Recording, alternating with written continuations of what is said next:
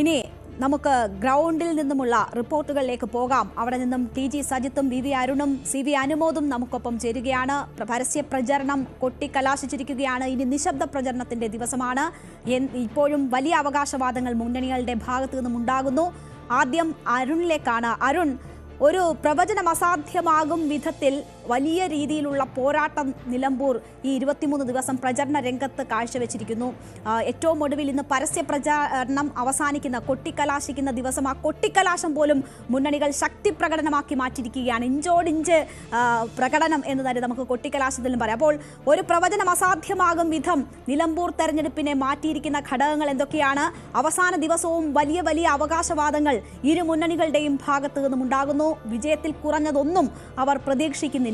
സാധ്യതകൾ എങ്ങനെ അവസാന നിമിഷം പരസ്യ പ്രചരണം കൊട്ടി അവസാനിക്കുമ്പോൾ?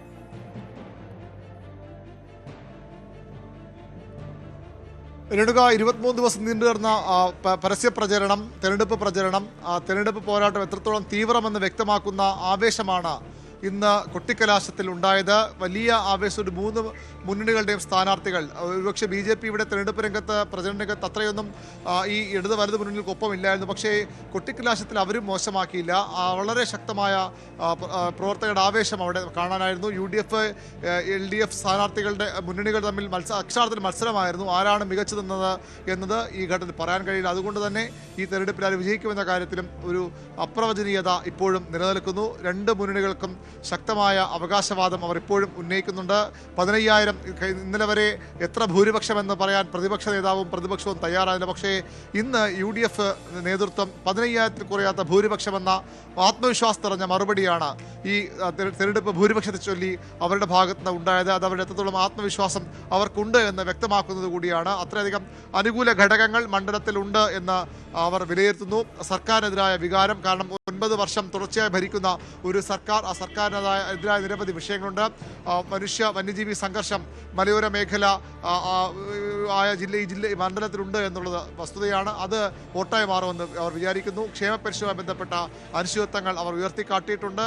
അങ്ങനെ പല മേഖലകളിൽ സർക്കാരിനെതിരായ ഭരണവിരുദ്ധ വികാരം വോട്ടായി മാറും. വലിയ മാർജിനിൽ വിജയിക്കും UDF സ്ഥാനാർത്ഥി ആരാണ് ഷൗക്കത്ത് എന്നാണ് അവരുടെ പ്രതീക്ഷ. മറ്റ് സാമുദായിക ഘടകങ്ങൾ കൂടി അവർ അനുകൂലമാകുമെന്ന് പ്രതീക്ഷിക്കുന്നു. മറിച്ച് ഇടതുമുന്നണിയാകട്ടെ ആദ്യത്തെ അവരുടെ പോസിറ്റീവ് ഘടകമായി അവർ കാണുന്നത് സ്ഥാനാർത്ഥി തന്നെയാണ്. മറ്റ് സ്ഥാനാർത്ഥികളുമായി താരതമ്യം ചെയ്യുമ്പോൾ ആർക്കും കുറ്റവും കുറവും പറയാൻ കഴിയാത്ത സ്ഥാനാർത്ഥിയായാണ് അവർ M. സ്വരാജിനെ വിശേഷിപ്പിക്കുന്നത്. അതുതന്നെ ഒരു അനുകൂല ഘടകമാണ്. M. സ്വരാജ് സ്ഥാനാർത്ഥിത്വം പ്രഖ്യാപിച്ച ശേഷവും അതിന് മുമ്പുമുള്ള ആയാണ് ഇടതുമുന്നണി ഇവിടുത്തെ തെരഞ്ഞെടുപ്പ് പ്രവർത്തനത്തെ കാണുന്നത്. കാരണം സ്വരാജ് വന്നതോടുകൂടി ഇടതുമുന്നണിയുടെ സംഘടനാ സംവിധാനം, CPM-ന്റെ സംഘടനാ മെഷീനറി ഒന്നടങ്കം ഇതിലേക്ക് ഇറങ്ങുകയായിരുന്നു. വലിയ ആവേശത്തോടു കൂടി സ്വരാജിനെ ഈ പാർട്ടി പ്രവർത്തകർ, മുന്നണി പ്രവർത്തകർ ഏറ്റെടുത്തു. അതിനപ്പുറത്തേക്ക് സ്വരാജിന് ഒരു പൊതുജന പിന്തുണ കൂടി ലഭിക്കുന്നുണ്ട് എന്നൊരു പ്രതീക്ഷ കൂടി ഇടതുമുന്നണിക്കുണ്ട്. അതുകൂടിയാകുമ്പോൾ വലിയ അനുകൂല ഘടകം സ്വരാജിനുണ്ട്. ജയിക്കാൻ ആവശ്യമായ വോട്ട് പാർട്ടിക്ക് പുറത്ത്, മുന്നണിക്ക് പുറത്ത്, രാഷ്ട്രീയ വോട്ടുകൾക്ക് പുറത്തുള്ള വോട്ടുകൾ സ്വരാജ് ലഭിക്കുമെന്നാണ് അവരുടെ പ്രതീക്ഷ. മാത്രമല്ല UDF-ലെ ചില പ്രശ്നങ്ങൾ, അല്ലെങ്കിൽ ജമാഅത്തെ ഇസ്ലാമി UDF ബന്ധം, അത് ന്യൂനപക്ഷങ്ങൾക്കിടയിൽ തന്നെ, പ്രത്യേകിച്ചും ലീഗിന് ഒപ്പം നിൽക്കുന്ന, UDF-നൊപ്പം നിൽക്കുന്ന സമസ്ത ഉൾപ്പെടെ വിഭാഗങ്ങൾക്ക് ഇടയിൽ വലിയ ആശങ്കയുണ്ടാക്കിയിട്ടുണ്ട്. അതുകൂടി തങ്ങൾക്ക് അനുകൂലമായി മാറുമെന്നവർ കരുതുന്നു. മറ്റൊന്ന്, VV പ്രകാശിന്റെ വീട്ടിൽ ഇന്നലെ M. സ്വരാജ് സന്ദർശനം നടത്തിയിരുന്നു. അതുമായി ബന്ധപ്പെട്ട അവിടെ നിന്നുള്ള, അല്ലെങ്കിൽ VV പ്രകാശുമായി ചേർന്ന് പോകുന്ന ആളുകളുടെ ഒരു വികാരമുണ്ട് ഷൗക്കത്തിനെതിരെ. അതും തങ്ങൾക്ക് അനുകൂലമാകുമെന്നവർ കരുതുന്നു. അങ്ങനെ പല വിഷയങ്ങൾ തങ്ങൾക്ക് അനുകൂലമാണ്. ഇതിന് പരം വിജയിക്കാൻ നിലമ്പൂരിൽ CPM-ന്റെ പാർട്ടി ചിഹ്നത്തിൽ കുഞ്ഞാലി കേശവൻ ഒരു സ്ഥാനാർത്ഥി ജയിച്ചു കയറാൻ ഇതിൽ പരം അവസരമില്ല എന്ന് തന്നെ അവർ കണക്ക് കൂട്ടുന്നു. മറുവശത്ത് BJP ആകട്ടെ തങ്ങളുടെ പ്രകടനം മെച്ചപ്പെടുത്താനുള്ള ശ്രമമാണ് നടത്തിയത്. അതുണ്ടാകുമെന്ന് തന്നെ അവർ വിശ്വസിക്കുന്നുമുണ്ട്. അൻവർ 2 മുന്നണികളെയും വെട്ടിലാക്കി വിജയിച്ചു കയറും എന്ന ഉറച്ച വിശ്വാസമാണ്. 65,000-ന് മുകളിൽ വോട്ട് കിട്ടുമെന്ന് അദ്ദേഹം ഉറപ്പിച്ചു പറയുന്നു.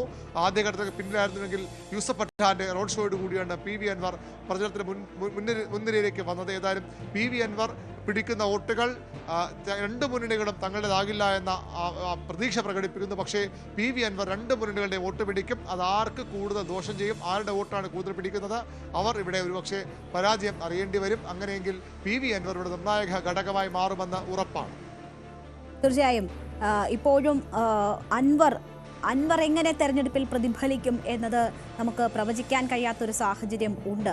ഇന്ന് എല്ലാവരും കൊട്ടിക്കലാശത്തിൽ ആവേശപൂർവ്വം ഇടപെടുമ്പോൾ ആളുകളെ നേരിൽ കണ്ട് വോട്ടുറപ്പിക്കാനുള്ള ശ്രമത്തിലായിരുന്നു. വ്യത്യസ്തനാവുകയായിരുന്നു അവിടെയും PV അൻവർ. ഇതൊക്കെ എങ്ങനെ തെരഞ്ഞെടുപ്പിൽ പ്രതിഫലിക്കുമെന്നത് കാത്തിരുന്ന് തന്നെ കാണേണ്ടുന്നതാണ്. നിലമ്പൂർ എന്നാൽ അൻവർ എന്നതാണ് കഴിഞ്ഞ കുറച്ച് മാസങ്ങളായി നമ്മൾ ചർച്ചകളിൽ നിറഞ്ഞു നിൽക്കുന്നത്. അൻവർ എങ്ങനെയാണ് ആ അൻവർ ഇനി തെരഞ്ഞെടുപ്പ് ഫലത്തിന് ശേഷം ഉണ്ടാകുമോ, അദ്ദേഹത്തിന് രാഷ്ട്രീയ ഭാവി ഉണ്ടാകുമോ എന്നതൊക്കെ നിശ്ചയിക്കപ്പെടുന്ന ഒരു തെരഞ്ഞെടുപ്പ് കൂടിയാണ്. TG സജിത്തിലേക്ക് കൂടി പോയാൽ, സജിത്ത്, ഈ തെരഞ്ഞെടുപ്പിന്റെ പ്രസക്തി എന്നത് നമ്മൾ നിയമസഭാ തെരഞ്ഞെടുപ്പിന് 2026 നിയമസഭാ തെരഞ്ഞെടുപ്പിന് മുൻപുള്ള ഒരു സെമി ഫൈനൽ പോരാട്ടം, അതിൽ ആർക്ക് മുൻതൂക്കം എന്നത് ഒരു ദിശാസൂചികയാകും എന്ന തരത്തിലൊക്കെ വിലയിരുത്തിയാണ് ഈ തെരഞ്ഞെടുപ്പ് ആദ്യം മുതൽ തന്നെ വിലയിരുത്തലുകൾ നടത്തുന്നത്. ഇവിടെ ഇപ്പോൾ ആദ്യം കണ്ടതുപോലെയല്ല, ആ തെരഞ്ഞെടുപ്പിന് ആദ്യം ഉണ്ടായിരുന്നത് പോലെയുള്ളൊരു സാഹചര്യമല്ല ഇപ്പോഴുള്ളത്. പക്ഷേ പരസ്യ പ്രചരണം അവസാനിക്കുന്ന ദിവസം ഒരു വിലയിരുത്തൽ എന്ന നിലയിൽ നമുക്ക് നടത്താൻ കഴിയുന്നതാണ്. കാരണം 23 ദിവസം രണ്ട് മുന്നണികളും അവിടെ പ്രചരണം ജനങ്ങൾക്ക് മുന്നിൽ കാഴ്ചവെച്ചു. അത് അവസാനിക്കുന്ന ഒരു ദിവസം ആര് മുന്നിൽ ആര് പിന്നിൽ എന്നറിയാൻ ജനങ്ങൾക്ക് ഒരു കൗതുകം എന്തായാലും ഉണ്ടാകും.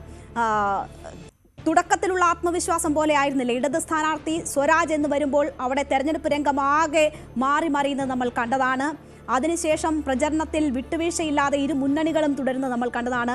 സ്വരാജ് എന്ന വ്യക്തിയുടെ സ്വാന്നിധ്യം തന്നെയാണോ ഇപ്പോഴും നിലമ്പൂരിനെ ഒരു നമുക്ക് ആർക്കാണ് വിജയപ്രതീക്ഷ എന്ന് പ്രവചിക്കാൻ കഴിയാത്ത തലത്തിലേക്ക് ഇപ്പോഴും കൊണ്ടെത്തിക്കുന്നത് സ്വരാജിന്റെ സാന്നിധ്യം തന്നെയാണ്?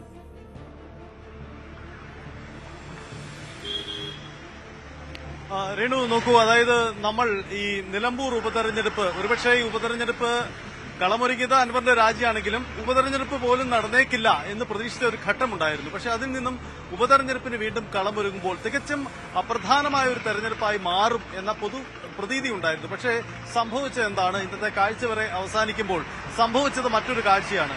അതിലേക്ക് എത്തിച്ചത് ഒരു പ്രധാനപ്പെട്ട ഘടകം M സ്വരാജിന്റെ സ്ഥാനാർത്ഥിത്വമാണ് എന്ന കാര്യത്തിൽ തർക്കമില്ല. ഒപ്പം PV അൻവർ നടത്തിയ രാഷ്ട്രീയ നീക്കങ്ങളും, ഈ രണ്ട് ഘടകങ്ങളും കൃത്യമായി തന്നെ ഈ തെരഞ്ഞെടുപ്പിന് മറ്റൊരു പോർമുഖം തുറന്നിട്ടുണ്ട് എന്നതാണ് വസ്തുത. അതുതന്നെയാണ് പിന്നീട് അവസാന ദിവസങ്ങളിൽ വരെ ചർച്ചയ്ക്ക് വന്നത് കാര്യം. ഒപ്പം രേണുക തുടക്കത്തിൽ സൂചിപ്പിച്ചതുപോലെ ഈ തെരഞ്ഞെടുപ്പിനെ മറ്റൊരു രീതിയിൽ കൂടി നമുക്ക് വിലയിരുത്തേണ്ടി വരും. അതായത് നിലമ്പൂർ തെരഞ്ഞെടുപ്പ് ഫലം ഇവിടെ മത്സരിച്ച സ്ഥാനാർത്ഥികളുടെ ജയപരാജയത്തിനും അപ്പുറം ഈ തെരഞ്ഞെടുപ്പിനെ നയിച്ച നേതാക്കളുടെ ജയപരാജയം കൂടി നിശ്ചയിക്കുന്ന തെരഞ്ഞെടുപ്പാകും എന്ന ഒരു പ്രത്യേകത കൂടിയുണ്ട്. കാരണം ഈ തെരഞ്ഞെടുപ്പ് VD സതീശൻ എന്ന പ്രതിപക്ഷ നേതാവിന്റെ പരീക്ഷണ ഘട്ടം കൂടിയായിരുന്നു എന്നൊരു വസ്തുത നമുക്ക് മുന്നിലുണ്ട്. പൊതുവെ പുറമേക്കൊന്നും തോന്നിപ്പിക്കുന്നില്ലെങ്കിലും UDF-നുള്ളിൽ ആളിക്കത്തുന്ന ഒരു പ്രതിസന്ധിയുണ്ട്. അത് നിലമ്പൂരിൽ ഒരു പരാജയമാണെങ്കിൽ അത് കൂടുതൽ പുറത്തേക്ക് വരും, അത് വലിയ വെല്ലുവിളിയായി മാറുകയും ചെയ്യും. കാരണം സർക്കാരിനെ വെല്ലുവിളിച്ചുകൊണ്ട് പുറത്തു വന്ന ഒരു MLA ഒപ്പം നിർത്താൻ കഴിയാതെ പോയത് അതിൽ പ്രതിപക്ഷ നേതാവിന് തന്നെ അതിന്റെ പഴി കേൾക്കേണ്ടി വരും എന്നതാണ്. ഏറ്റവും ഒടുവിൽ അൻവറിന്റെ അടക്കമുള്ള വെല്ലുവിളികൾ നേരിടേണ്ടി വരുന്നു. മുസ്ലിം ലീഗിനെ പോലെയുള്ള രാഷ്ട്രീയ പാർട്ടികൾ അതിൽ അൻവറിനെ ഒപ്പം നിർത്തണമെന്ന നിലപാടുണ്ടായിട്ടും ഇക്കാര്യത്തിൽ VD സതീശനെടുത്ത നിലപാടിന്റെ അടിസ്ഥാനത്തിൽ ആര്യടൻ ഷൌക്കത്ത് എന്ന മറ്റൊരു സ്ഥാനാർത്ഥി വരികയും മത്സരിക്കുകയും അൻവറിനെ നേരിടാൻ തയ്യാറാവുകയും ചെയ്തു. അങ്ങനെ ആ രാഷ്ട്രീയ പരീക്ഷണം ഒരു വിജയമെങ്കിൽ അത് VD സതീശന്റെ പൊളിറ്റിക്കൽ ഗ്രാഫിൽ തന്നെ ഒരു വലിയ മാറ്റമുണ്ടാക്കുകയും ഒരുപക്ഷെ വീണ്ടും 2026 UDF-ന് ഒരുപക്ഷെ അധികാരം കിട്ടിയാൽ സതീശനെ മുഖ്യമന്ത്രി സ്ഥാനത്തേക്ക് കൂടുതലായി ഉയർത്തിക്കാട്ടാൻ അത് ഇടയാക്കുന്ന അദ്ദേഹത്തിന്റെ പൊളിറ്റിക്കൽ ഗ്രാഫിൽ തന്നെ വലിയ മാറ്റമുണ്ടാക്കുന്ന ഒന്നായി മാറുകയും ചെയ്യും. സർക്കാരിനും മുഖ്യമന്ത്രിയും സംബന്ധിച്ചും ഇത് വിജയം ഉണ്ടായാൽ സ്വാഭാവികമായും മൂന്നാമതും പിണറായി സർക്കാർ എന്ന വാദത്തിലേക്ക് അവർക്കും വരാൻ കഴിയും. ഇങ്ങനെ പലതുമുണ്ട്. ഒപ്പം PV അൻവറിനെ കുറിച്ച് പറയുമ്പോൾ PV അൻവറിന്റെ രാഷ്ട്രീയ ഭാവി തന്നെ നിർണ്ണയിക്കുന്ന ഒരു തെരഞ്ഞെടുപ്പായി കൂടി ഇത് മാറുമെന്ന പ്രത്യേകതയുണ്ട്. അങ്ങനെ സ്ഥാനാർത്ഥികൾക്കപ്പുറം ഈ മുന്നണി നേതൃത്വങ്ങളെ കൂടി പരീക്ഷിക്കപ്പെട്ട ഒരു തെരഞ്ഞെടുപ്പായി ഇത് മാറുന്നു എന്നതാണ് ഇതിൽ പ്രത്യേക ഘടകമായി മാറുന്നത്.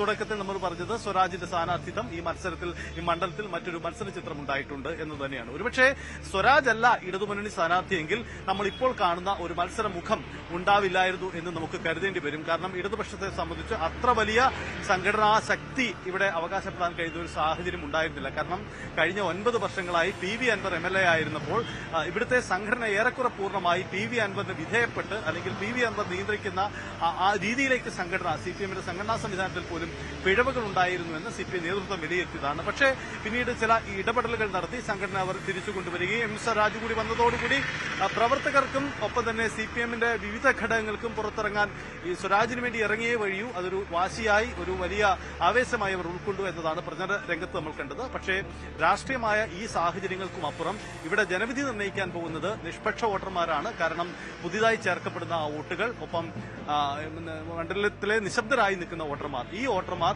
ഈ രാഷ്ട്രീയ പാർട്ടികൾ ഇന്നത്തെ ഈ കൊട്ടിക്കലാശത്തിലും മറ്റും അവകാശപ്പെടുന്ന കാണുന്ന കാഴ്ചകൾക്കൊപ്പം നിൽക്കുന്നുണ്ടോ, അതല്ല അവർ മറ്റു ചില പ്രധാനപ്പെട്ട വിഷയങ്ങളിലാണോ ശ്രദ്ധ ഊന്നുക എന്നത് മണ്ഡലത്തിലെ ജനവിധി നിർണ്ണയിക്കുന്നതിൽ നിർണായകമാണ്. അതുകൊണ്ട് നമുക്ക് 23 വരെ കാത്തിരിക്കേണ്ട ഒരു സസ്പെൻസ് ആയി അത് മാറുക തന്നെ ചെയ്യും. തീർച്ചയായും നിലമ്പൂരിലെ അടിയൊഴുക്കുകളാണ് നിലമ്പൂരിൽ എപ്പോഴും തെരഞ്ഞെടുപ്പ് ഫലം നിശ്ചയിച്ചിട്ടുള്ള പ്രധാനപ്പെട്ട ഘടകം.